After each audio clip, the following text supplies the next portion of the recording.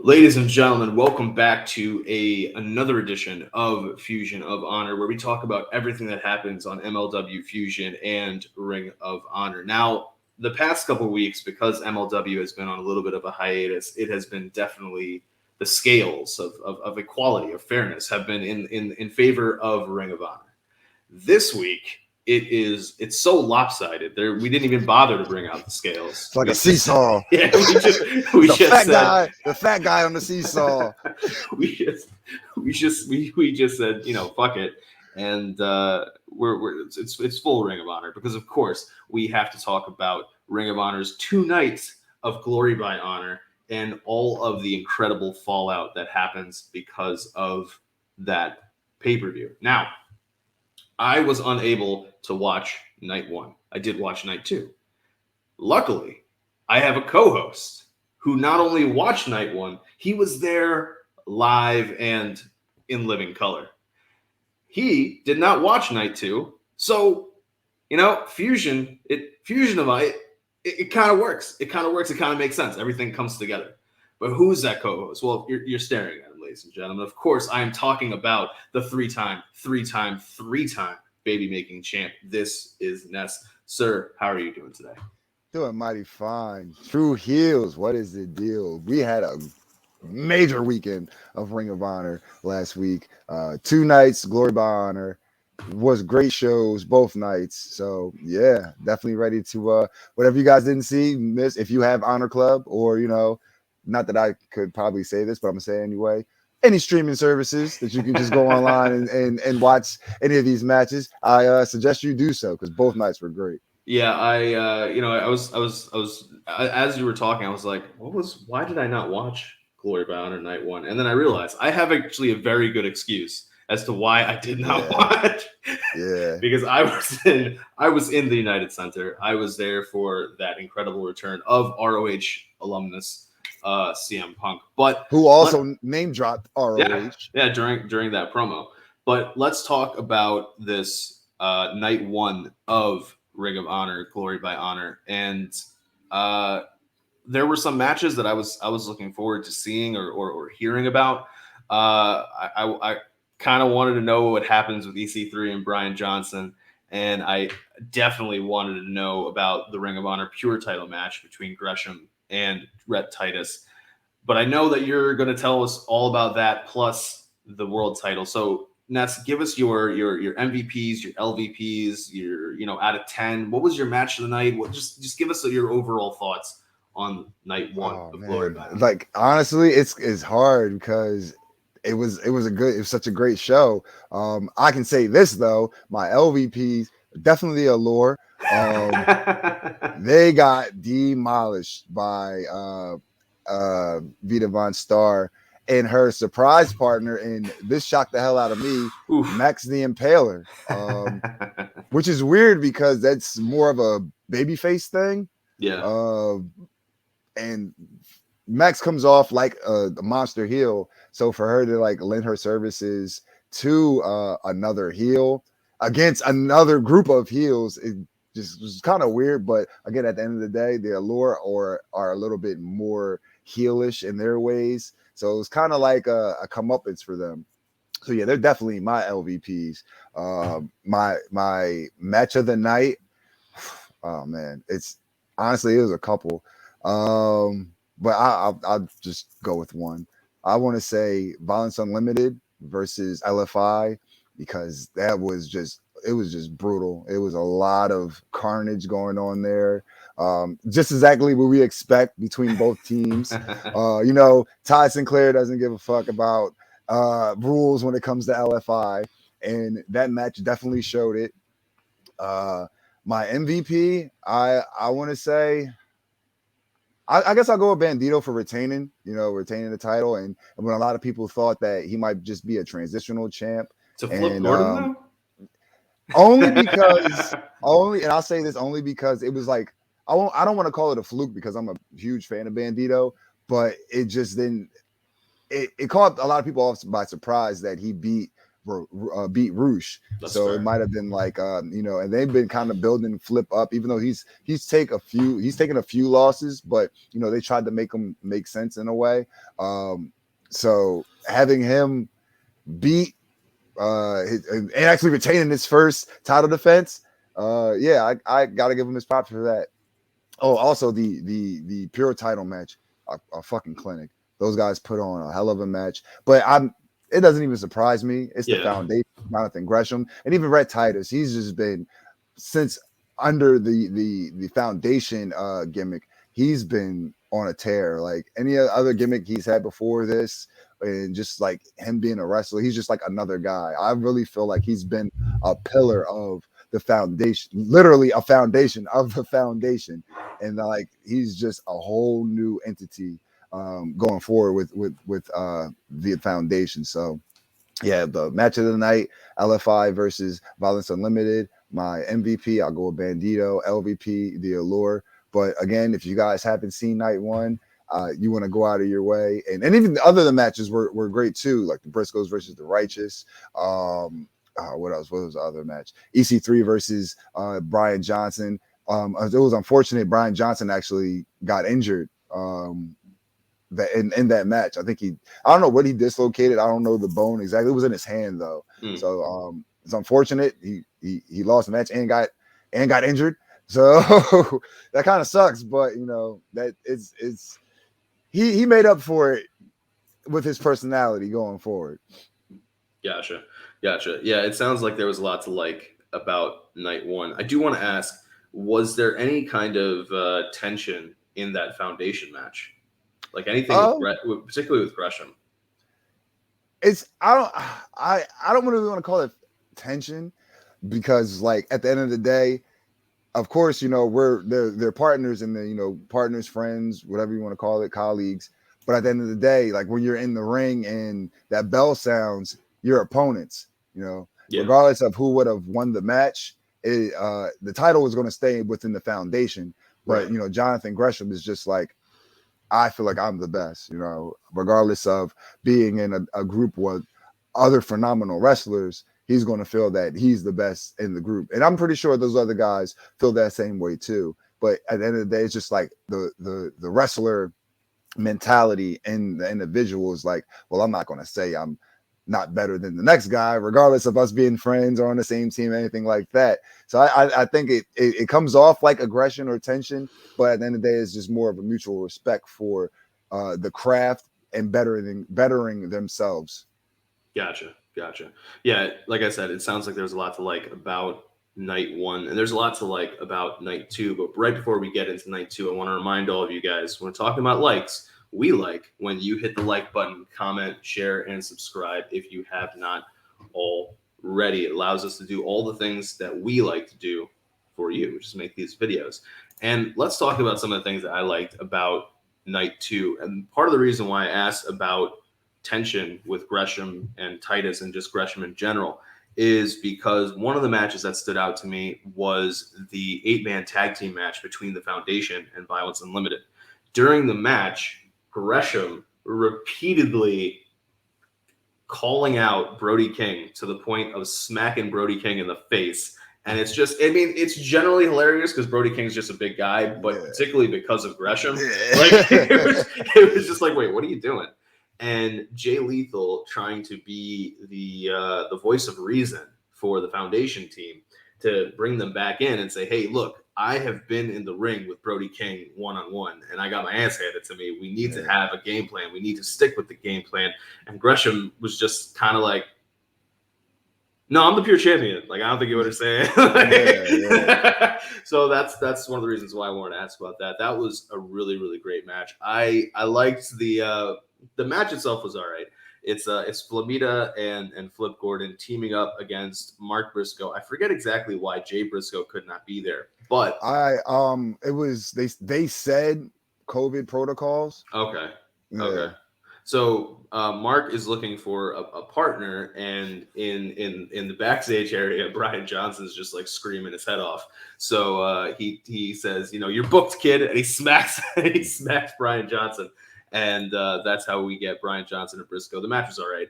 I did like the tag match. The tag match was with the Faction and Gobernable, Dragon Lee and Roosh versus Bandido and Rey Horus. That one was a good one, especially because of the beginning of the match, the story of Dragon Lee's level of respect for Bandido and acknowledgement that he did something that has been almost impossible to do, which is pin Roosh. And Roosh is just like, that man is our enemy. I am your brother. What the f- is wrong with you? And Dragon Lee is just like, oh, maybe my mask is too tight. Let me go kick the shit out of this guy. and that's how the match goes. But if I have to have a match of the night, I didn't think I would say this, but my match of the night is that steel cage match, that main event with Taven and Vincent. I have to agree. I didn't expect it to be as entertaining as it was. I thought it was just going to be another run of the mill steel cage. Even though we don't get them that often in Ring of Honor, you know, we get them a lot elsewhere. So it's just kind of like, all right, whatever, it's a steel cage. But they really made the aspect of it being a steel cage match feel special. Yeah.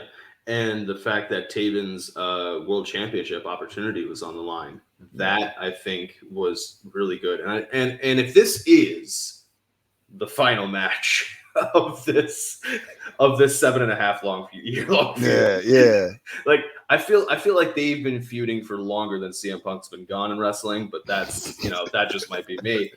But if this was the end, I think it served like a very nice like line of this is the end, because Vincent, it's not often that a heel goes over in feuds. I think it should happen a lot more often, and we shouldn't just be giving faces wins just because they're the face. You need to be realistic about life, and sometimes in life, bad things happen. Bad things happen to good people. How those good people build out of it is important, and you can't have those moments without the in a longer term story without having bad things happen. Like, for example, John Cena losing to Rock in the first Once in a Lifetime kicks off a year-long kind of situation where Cena has like temporary wins and then a lot of setbacks that culminates with him winning the Rumble and then going after Rock.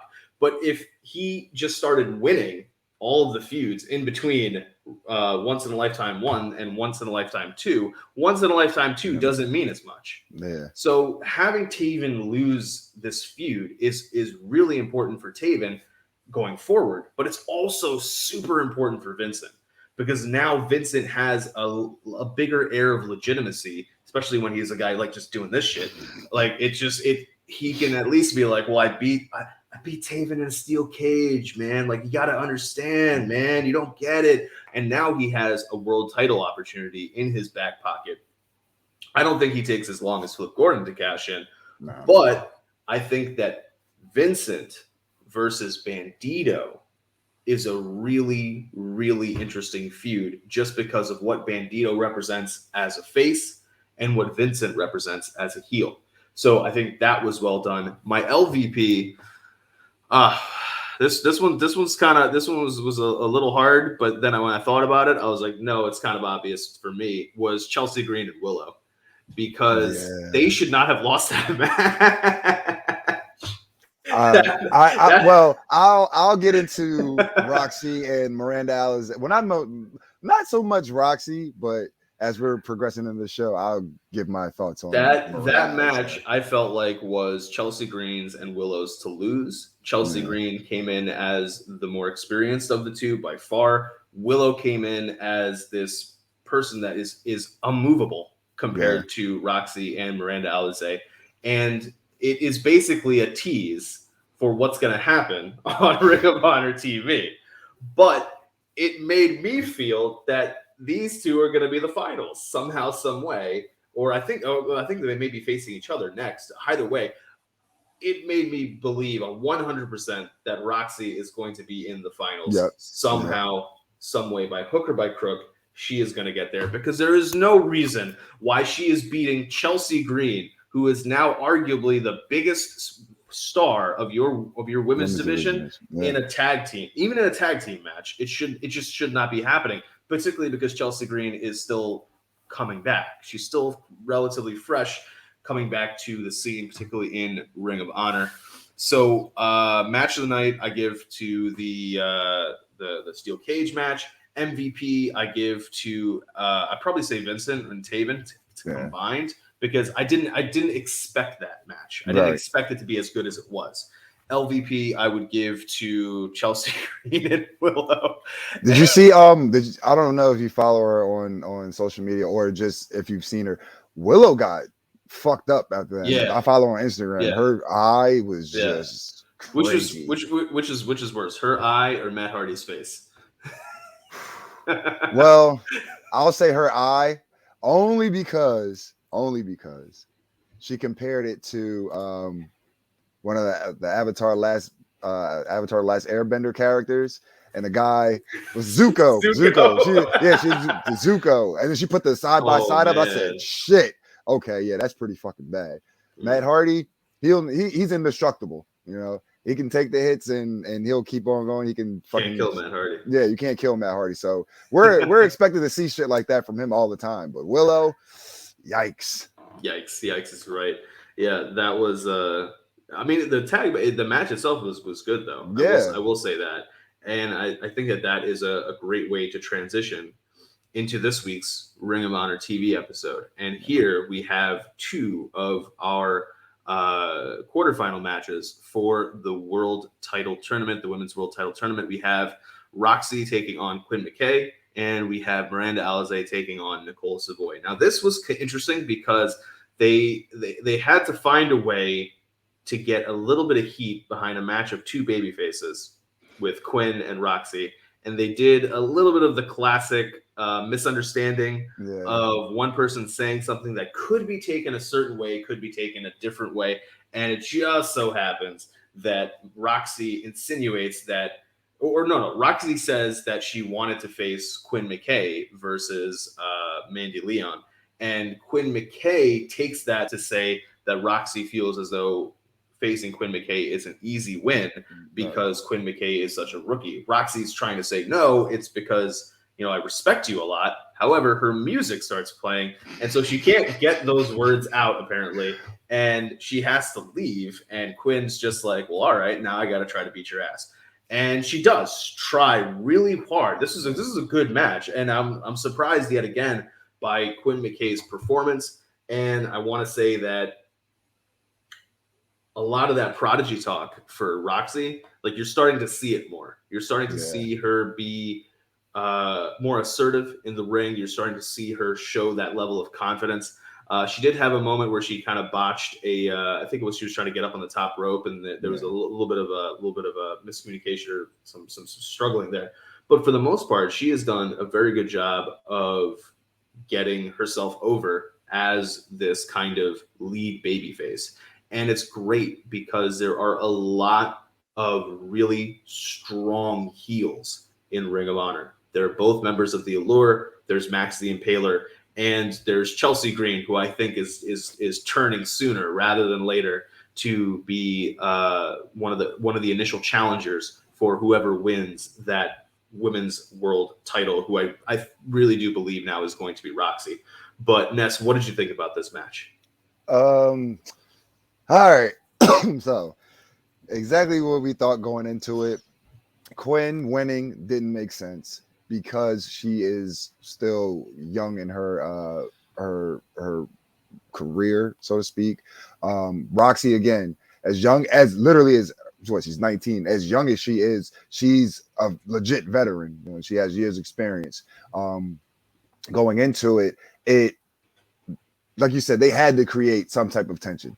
Just two happy-go-lucky baby faces going into it. There is no heat behind it, so it really doesn't invest a broader audience other than people that just want to see a good wrestling match. They want the story to be there and go. And as the match is starting, before the match starting, Quinn's just like, well, whether she thinks I'm a pushover or whether she respects me, I'm going to go out there and I'm going to prove myself. And she tried. She definitely tried to go out there and show Roxy that, it wasn't going to be she wasn't going to be a walkover. Yeah. I like the fact during the match, though, Roxy's just like, all right, I tried to be nice. You know, I forgot exactly what happened, but I think Quinn's knee got messed up. yeah, Quinn's knee got messed up, and then you know she. After a while, Roxy's just like, all right, I'm tired of being nice. I try to be nice. She literally says that and like chops the shit out of her chest right after the fact. So I'm like, oh yeah, you were going easy on her, and you know we can tell that you were going easy on her. Now she's like, fuck this shit. It's fuck this shit. It's over with. I need like now I got to show you that I am the prodigy. I am the one that's gonna go. I'm gonna beat you and then go on and you know potentially win this whole tournament. At the end of the day, again, it made sense for Roxy to go over because she is so experienced. Quinn, as better as she's getting, she still has, and it's not just with her in ring, it's a mental thing at the end of the day. She believes that she's that great or she's good, but she doesn't think that she's good enough yet. Yeah. Up until the point where she feels disrespected, then it's like, okay, now I do feel like I'm like, you know, a lot better than what I think I am. But like I said, it's a mental thing. She doesn't really have the thought process of, you know, pacing herself, knowing what to do, when to do it.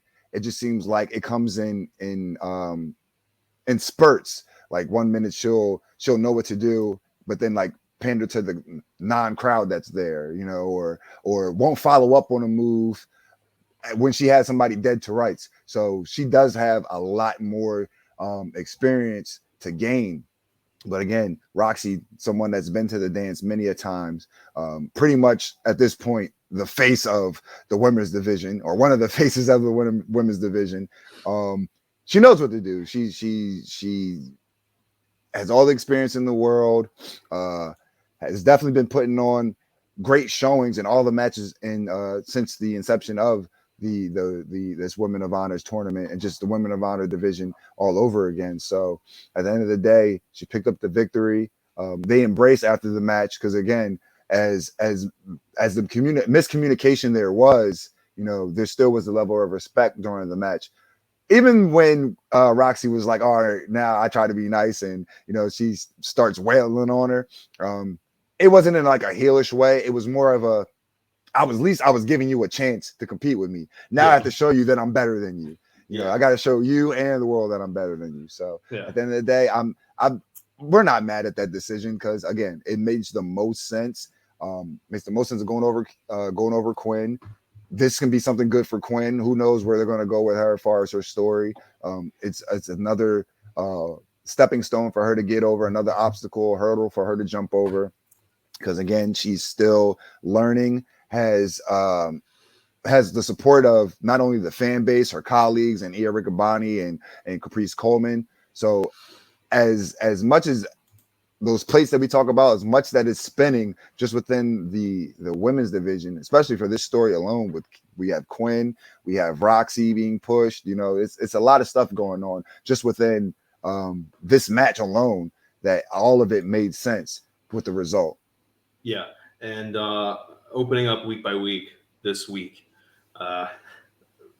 Quinn pointed out or noted that she said, you know, we're going to chalk this up to a rookie mistake and a lesson learned. And that's really what's important for Quinn's character going forward. Quinn, you know, she kind of rushed into it with wanting to defend her honor or herself after she, you know, took that knee hit. And Roxy's like, I'm trying to go nice on, like I'm trying to go easier on you. And Quinn was, you know, Quinn to her own credit was saying, you know, no, like you treat me as an equal, even with the knee injury. And Roxy's like, well, all right, gotta do what I gotta do. Gotta kick your ass now, yeah. And you now, asked for it. and now Roxy has a date with Destiny against either Angelina Love or Max the Impaler. That's going to be an interesting test because she is on one side of the bracket. And now let's talk about the other side of the bracket and the other winner of both that tag match against Chelsea Green and Willow and this match here with Nicole Savoy. Of course, we were talking about the Lucha Baddie Miranda Alaze. She takes on Nicole Savoy in this quarterfinals match. This one, I like this one. This one had a lot going for it. There was some great action here, and I like the story of the two of them knowing each other and the two of them having history with each other. And, you know, in commentary, they kind of brought that up a few times. They know what move is supposed to be coming from the other. And so the question is, can I counter it? And that level of gamesmanship is really important in wrestling. And we don't often see that in women's wrestling so much. We do see it in WWE when there are horsewomen versus horsewomen matches because of how interconnected their histories are. Or if it's horsewoman versus Alexa Bliss, not crazy Alexa Bliss, normal Alexa Bliss, because of how Bliss is tied in with each of the different horsewomen. Here, having that, if you didn't have that knowledge, if you didn't know that Savoy and Alaze have that history, commentary did a good job of referencing that, and they themselves did a good job in the match of showing that. So I like this one. Miranda Alaze defeats Nicole Savoy, and Miranda Alaze is now going to have, and this is why I think that the finals is going to be Roxy Miranda Alaze, because on one hand, Roxy has a showdown against either Max or Angelina. Very tough opponents. And on the other hand, Miranda Alaze is going to now have to face either Allison Kay or Trish Adora. Very tough opponents. And I think that that's going to be pretty interesting. Maybe Miranda Alaze is the one that falls, and I think Roxy makes it to the finals. I don't know. We'll see. But Ness, we're getting a little too far ahead. Let's talk about this match. Ness, what did you think about this one? I like the element of that you just mentioned, that they know each other. There was a point in the match where Miranda has Nicole Savoy and I think of like an arm bar or some type of arm submission, and then she bites her. And after she lets her go, Nicole's just like, "Oh, what the hell? You're biting now?" Like, I know almost everything about you, far as in the ring. This is something new, like you don't usually do things like this. But I'm gonna sound like a mark, and for reasons I really don't care. I'm actually upset that Miranda Alaze got the victory on this. Here's why. I thought, again, a good match, very good match. I just think that Nicole Savoy definitely outworked her in this match. Nicole was definitely going from submissions to transitions, just suplexing her, or look like the trios of the double underhook, overhead suplexes. I love that. And it just seemed like she was just working the match a little bit harder for me. At the end of the day, I get it. It makes sense to have Miranda win because she's been presented. They're both been presented as baby faces so far, and just with Miranda's her track record so far in the Women of Honor division, especially the tournament, she's been like somewhat of an underdog, going up against people that you go quite possibly think that she shouldn't beat, and she has. So this is like another staple in that. But again, I was rooting for Nicole Savoy. I'm not even gonna lie. But at the end of the day, again, I get it. It somewhat makes sense because her and Miranda Alaze, also in Roxy, they're undefeated so far since the inception of Women of Honor. They've won singles matches, they've won tag matches, they've just won regular Women of Honor Wednesday matches. They literally have not have any losses yet. So it makes sense that they're having them on this meteoric rise and run. Up until this point, we haven't seen the last couple matches that'll be for the tournament. But if it did come down to the finals of Roxy and Miranda Alaze, it just makes sense because that's pretty much the path that they've had them on going into this the finals. But I enjoyed the match. Again, not really a huge fan of the result, just because I'm starting to become a fan of Nicole Savoy. I've heard of her. I didn't really see much of her prior to Women of Honor and the Women of Honor title tournament, but everything I've seen so far, I've liked. I like how they talked about how she's the longest reigning champion in Shimmer. Also, she's a video game and anime nerd, which Not automatically. I'm like, yeah. That just boosts it up. It just boosts. She gets more cool points with me.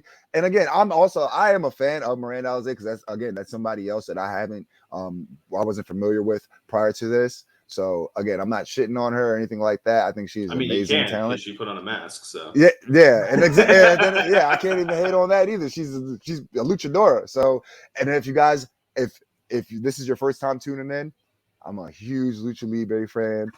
Love him. You wear a mask, all right. You're good in my book. You throw a mask on, it's great. So, I mean, Ness was all in on Fuego del Sol before anybody else was all in on Fuego del Sol. Yes. Yes. Okay, you don't have to lie that much. Well, all right, yeah, but I like him now. Just I'm like, hey, I never heard of this guy. Fuego del Sol, okay. I gave him a chance. Just because he wears a mask. Do you know what I thought? So when they were doing this Paul White QT Marshall thing, and people were like, why is Paul White getting a match at All Out? Like, it should not be that big of a deal.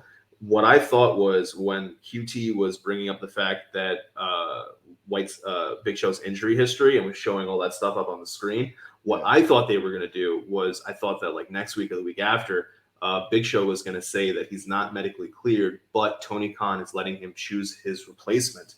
And he was going to pick Fuego because of Fuego's and QT's history on Dark Elevation and on Sammy's vlog. And that was going to be like the QT moment. But apparently, no, they are going with Big Show. Yeah, I mean, as long as that's on the buy-in. No, that's going to be on the main card. Oh, shit. But we're getting American Dragon. So, I mean, you can't do that. Yeah, that's true. But speaking of masks.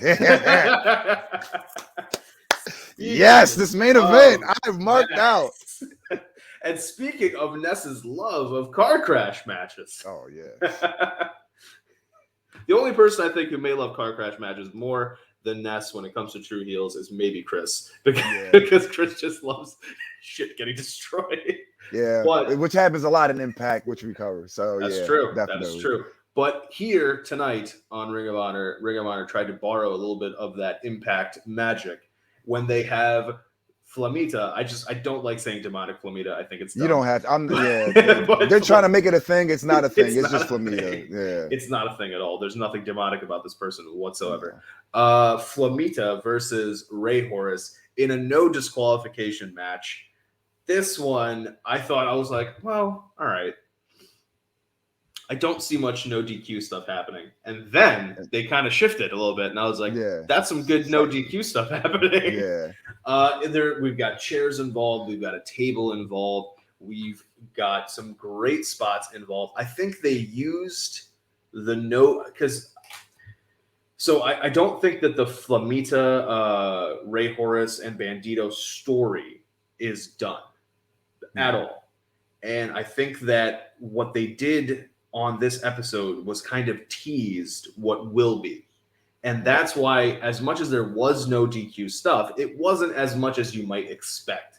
And I think that's because they were holding back. They were saying in their minds, this plate that's spinning is going to spin a little bit faster for a little bit longer. So I don't want to wobble too much. I don't want you to think that this is the fastest it's going to go and that this plate is going to start slowing down. No. We're still full steam ahead, but I want you to think about what can happen. How fast can this plate go? How much longer can this plate go? And this match, I think, told a really good story within the overall story of the breakup of Mexa Squad. I like this one. Ness, what were your thoughts? Of course, I love this shit. I like that you did mention that even though it was a no disqualification, it really didn't have like a hardcore feel to it. Like there was the chair spots and the table spot, which they made those spots feel special just because it wasn't so much of it. Absolutely. The match itself, it just felt like a regular, not like a regular Lucha Libre match, but it was a nice little back and forth between the two. Rey Horus, he has a beautiful tornado DDT. He does it so often, but I never really appreciated it till this match because he did a few of them. I'm like, yo, that's just so crisp. Actually remind me of Fuego's that's the connection right there. There's our Forbidden Door match. Yeah, Tornado yeah. DDT versus Tornado DDT. Yeah, whoever can hit the Tornado DDT first wins. But yeah, it was oh man, that Spanish fly off the top rope through the table, that was brutal. I'm a sucker for a Spanish fly. I think Spanish fly is probably like a top 5 of moves for me all time. And the crazy thing is it's not even a finisher.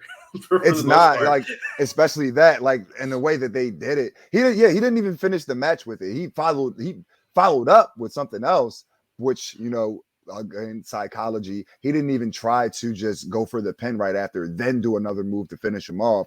It was the Spanish fly, then another move, then the finish. So it was good. It made sense. Also, speaking on the story that you're talking about, I think down the line we'll get a Flamita versus Bandido for the Ring of Honor World Championship, because at the end of the day, that just makes the most sense. It didn't seem like the story was anywhere near stopping. Rey Horus has pretty much been beating Flamita because this isn't the first time they faced each other, and he has wins over him. Now the fact that this match has happened with a little bit more implications, since it being a hard no disqualification match, there's a way to put Rey Horus out of action, especially with, like, you know, the chair shots, the Spanish fly through the table. Storyline speaking, he can be injured, you know, he can be hurt for quite some time. Flamita can say, you know, oh, I took out Rey Horus. Bandido, like, one of Bandido's best friends. Bandido feels some type of way about that. You know, Rey Horus can, Flamita can challenge Bandido, or Bandido can say, oh, you hurt my friend. If this isn't going to end no time soon. You know, I'll face you for the world title, something along those lines. Either way, the way they do it.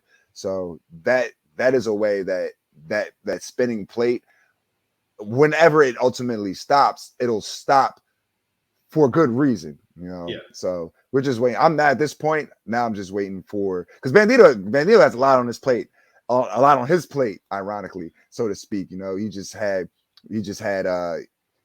Flip Gordon. He has the 4-way coming up at Death by Dishonor. Vincent has a world title shot. Bruce isn't done with him, so it's just like, most wanted. That is true. He is the most wanted champion, and Flamita wants to sacrifice him since he's the demonic Flamita. So it's just that's one of the matches that I want to see happen. You know, like, storyline wise, it makes sense. These guys were friends, not friends anymore. They're still feuding without actually feuding. That's where Rey Horus comes in. Rey Horus is now, quote unquote, taken out of the picture. So there's a way that they can make this happen and make it make sense. And that leads us perfectly into a little bit of a preview for Death Before Dishonor. We have some matches that have been announced. Let's start with that world title match. It is a 4-way elimination match. Bandido, Brody King, EC3, and Flamita. And so if it was me putting on my, the booking hat, what I would do is I would have EC3 or Brody King pin Flamita and eliminate him from the match without, hit Flamita and Bandido can touch, of course, but I would have neither Flamita or Bandido be involved in the elimination of the other if the other is eliminated.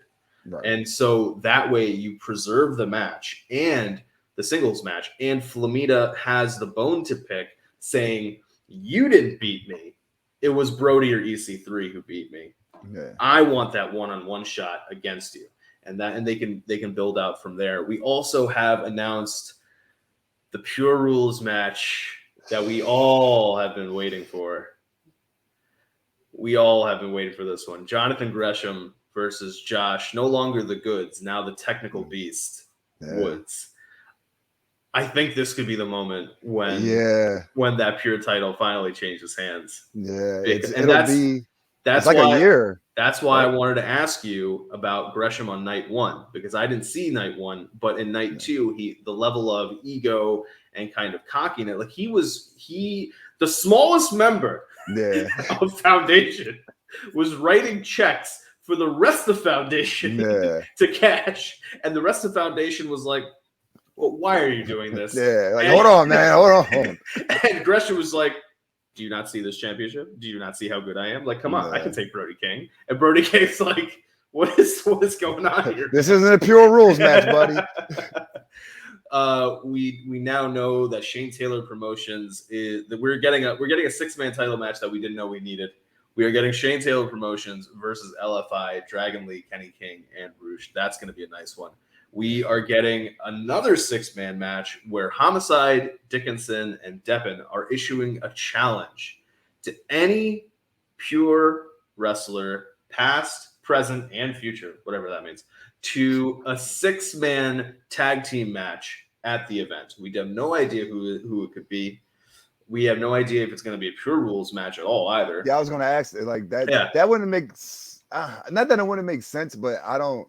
All right, pure rule tag matches, like just with teams of 2 people. Okay, we can work with that. But like, I think a 6-man pure rules, that's a little. If you think about it, it means each man has a rope break. Yeah, you got one. You got one. You got one. Yeah, everybody gets one. First one's free. That's so that'll be interesting. And finally, on Glory by Honor Night 2, Quinn McKay announced that there are 2 mystery free agents who will be in singles competition against each other at Death Before Dishonor. And considering WWE has released like 54 people this year, it could be anybody. Yeah, I honestly have no idea who it could be. Like we can speculate, but still, I asked that.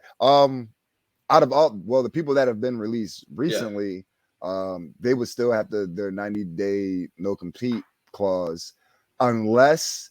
But I don't know if it's unless or if it's a definite. You don't have to take that 90-day pay, do you? No, you do. You do? Okay. You do. I think you do. If from what I understand of the contracts is it's an enforced thing. Okay. Like you don't really have a choice. Because it's not a question of whether or not you accept the money. It's a question of whether or not you want to be in breach of the clause, the contract. So if you show up, even if you did accept the money or didn't accept the money, you would technically be in breach if you signed saying I would not show up. Right. Okay. Yeah, like not taking the money. Like WWE doesn't give a shit. They're just like, okay, you don't want the money. So that's better for them. Yeah, budget cuts, and we don't got to pay you after the fact. Oh yeah. Right. You know what? Yeah. You know what? Budget. This is not NX3, but budget cuts might explain why the new NXT logo is such dog shit. Yeah. And the sad part of it is it doesn't actually explain it, because if they cut all those guys, they got budget back, and then they didn't spend it on the fucking logo design.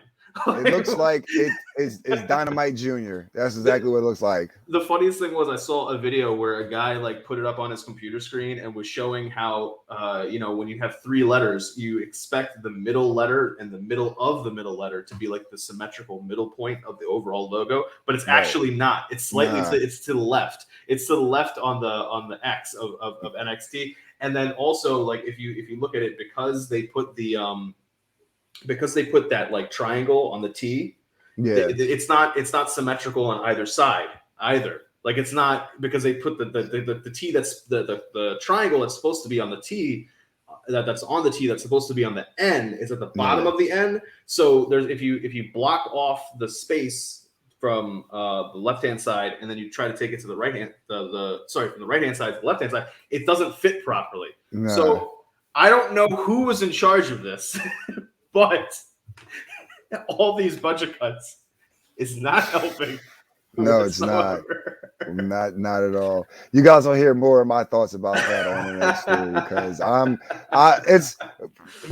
it's not even Tuesday yet, and I already got a fucking shitload of stuff. All I know is I don't know how to feel about the new NXT logo until I hear Romeo tell me that it's the greatest logo he's ever seen in his life, and he doesn't understand why people are upset about it. And this is a great logo. This is clearly some great design, it's colorful.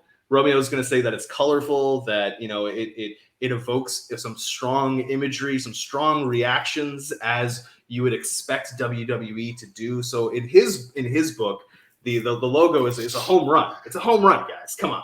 I You don't sound, understand. you literally sound just like him. Oh my God. And that's what I'll be expecting. I'll be expecting that on Tuesday.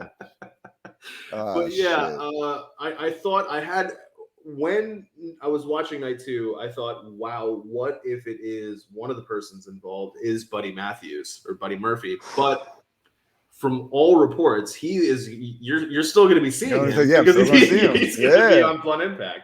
Yeah. So that'll be, yeah. I don't know who those 2 mystery free agents will be. We'll have to see. It obviously they did a graphic for it, and the silhouettes look like they're men. Otherwise, I thought maybe it could somehow involve the inspiration, the Iconics, and that would be an interesting boost to the women's division. Yeah, because hell yeah. Billie Kay and Peyton Royce are 2 very good wrestlers. They just never really were allowed to show a lot of that talent in WWE. But yeah, we'll have to see who exactly it is. Who would you like it to be? I heard somebody say it'd be really nice to have Bobby Fish back. That now, see, I'm gonna kind of backtrack on that. At the end of the day, he's ROH legend to me. So yeah, I would like to see that, but also he's been getting injured a lot in the past couple of years, and he's up there in age. So I mean, I would like for him to go back to ROH, maybe as an agent, or even maybe play a manager role or something.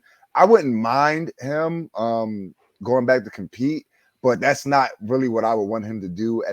That's not the top of my list. I'd rather him do a little something safer for him. But at the end of the day, these guys, these wrestlers, they know themselves better than we know. If he feels as though he can still go, then by all means, do whatever makes you feel happy. But also, who else? I heard that there's a possibility it could be like Bronson Reed. I'm not too crazy about it, but I'm not gonna shit on it either. I really wasn't a fan of him within NXT. Maybe he can turn me around in Ring of Honor, because these places, at the end of the day, people don't understand that WWE makes you wrestle a certain way. Yeah. They call it safer. We call it boring, because that's pretty much what it is. Unless you're one of those up the card people that can pretty much do whatever they want in their matches and not get any flack for it. Maybe he can bring a new element of surprise with his in-ring presence or something along those. At the moment, those seem to be like the only 2 guys that I can actually see. Oh, I'm sorry. Also, Tyler Rust. He was in the Diamond Mine for a day. Yeah. He was in Diamond. He had a match, and then he was gone. Like, I never really seen him on NXT up until the Diamond Mine gimmick, Diamond Mine stable being presented. He was there for like 2 weeks, and next thing you know, he gets released. But I hear good things about him. I've heard that people saying that they want to see him in the pure division. So I'm gonna have my eye out for him, and if everything that I've heard and seen online is actually true, as far as him being pretty decent in the ring, then hey, bring him in along with in the pure division, because we can always use more pure wrestlers. It seems like it's a niche division and a niche style. But it would be nice to see more people added to that division. Yeah, and before we head out of here, I want to get your thoughts on next week. We're gonna have Dragon Lee defending that TV title against Eli Isom. Infinite. So here's the discrepancy. Eli, I want to see. I want to see you support both guys at the same time. I'm gonna try because I'm a fan. I'm more so of a fan of Dragon League because I've been watching it for years. But again, Eli Isom has been on a nice run, so he's been working his ass off, working up to get this opportunity. So at the end of the day, if he were to win the TV title, it would be like a feel good moment. We all know his story. He's wrestling. His mom was a huge wrestling fan. He wrestles pretty much, in remembrance of her. But again, on the opposite end, you have a world-renowned, world-class athlete in Dragon Lee, who's not only a staple in the television title division, a staple in Lucha Libre, a staple in Japan, a staple in America. So he, again, world renowned, one of my favorite luchadors, one of the best luchadors in the world over. I'm not going to say who I'm rooting for, because I'll say I'm rooting for both the guys.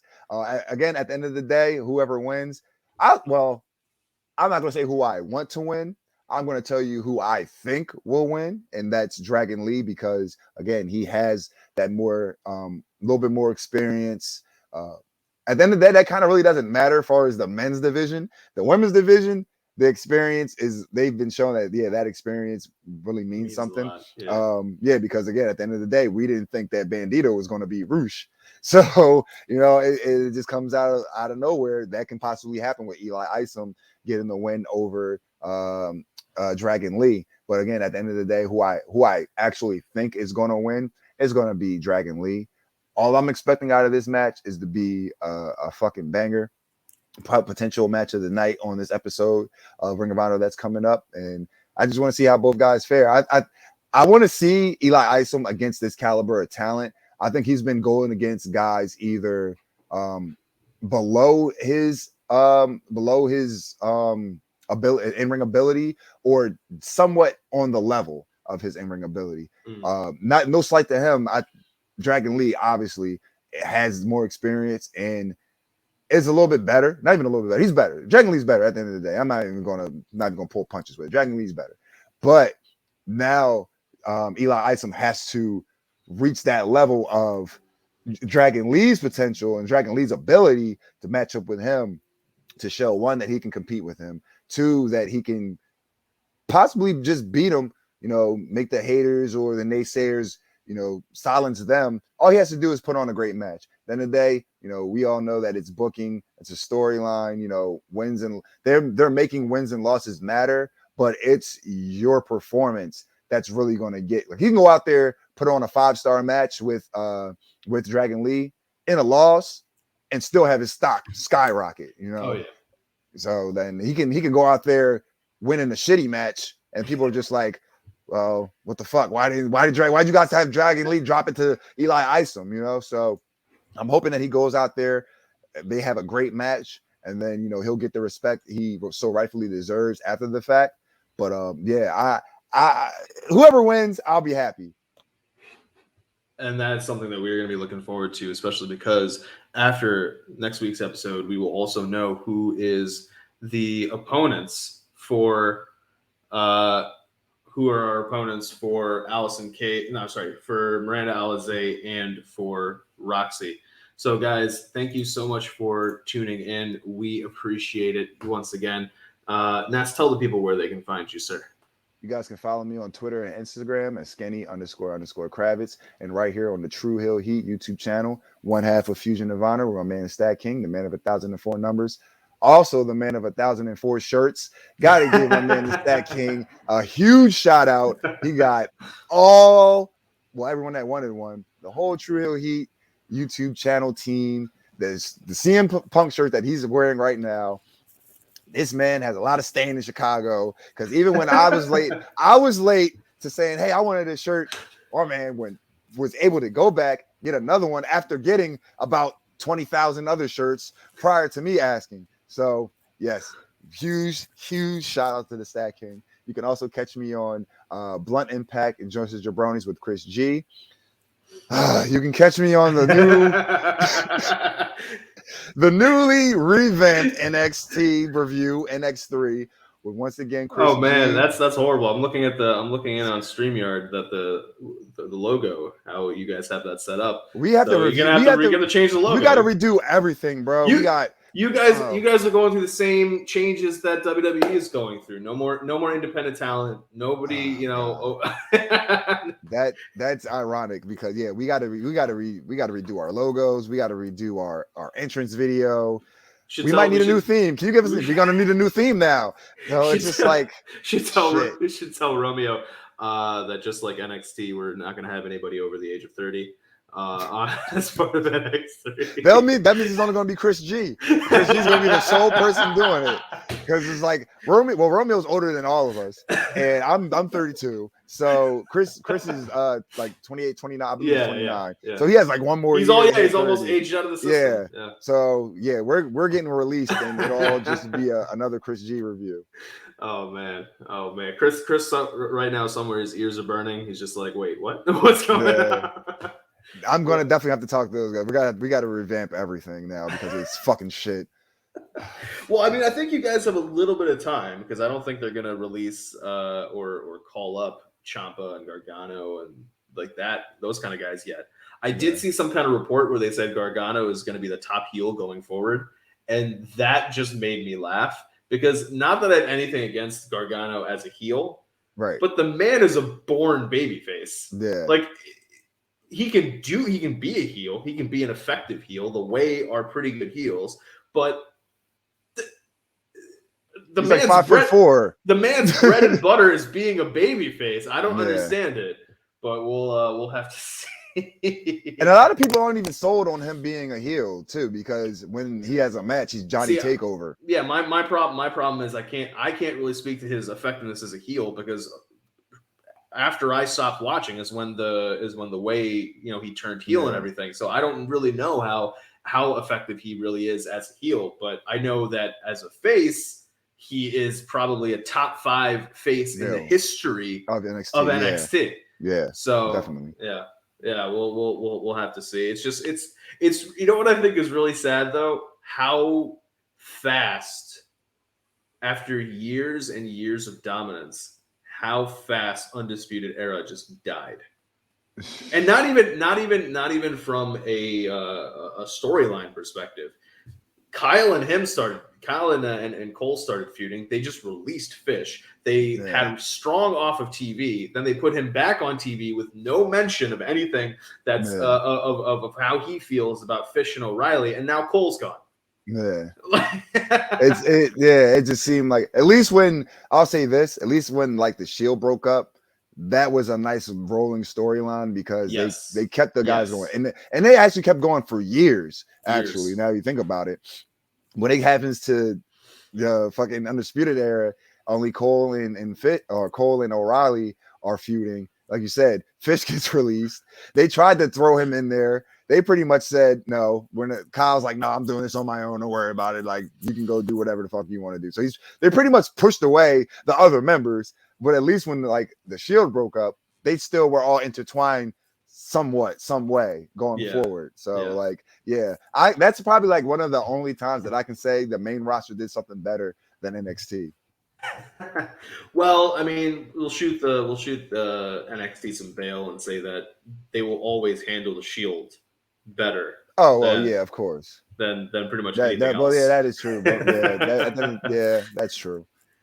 But yeah, guys, thank you once again for tuning in. This is you can catch me on Dark Power, where we cover AEW Dark, Elevation, and NWA Power. Just how last week we had 2 pay-per-views for Ring of Honor.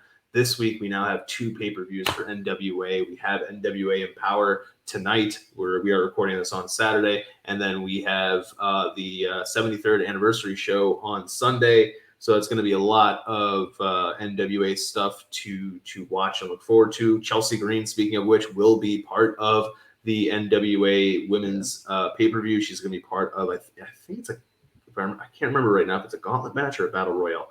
But either way, it's a multi-woman match to determine who will be facing the winner of Camille versus AEW's Layla Hirsch for the women's title. Spoiler, I think it's probably Camille. That's actually a match I'm looking forward to. Yeah.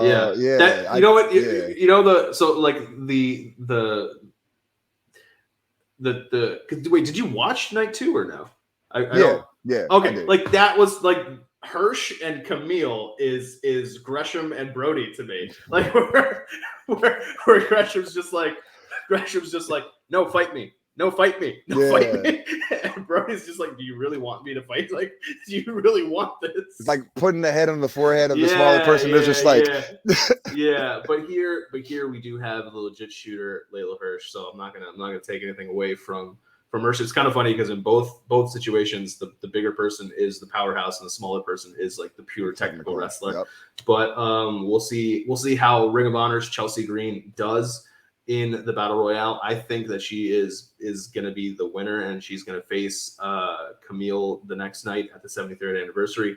But we'll see how that goes. That'll be a dark power thing for you guys to check out. So until next time, on behalf of myself, on behalf of the three-time baby making champ, this has been our Glory by Honor review and our regular review of Ring of Honor TV. Thank you guys for watching. Remember to take care of yourselves and each other, and we will catch you guys later. Peace.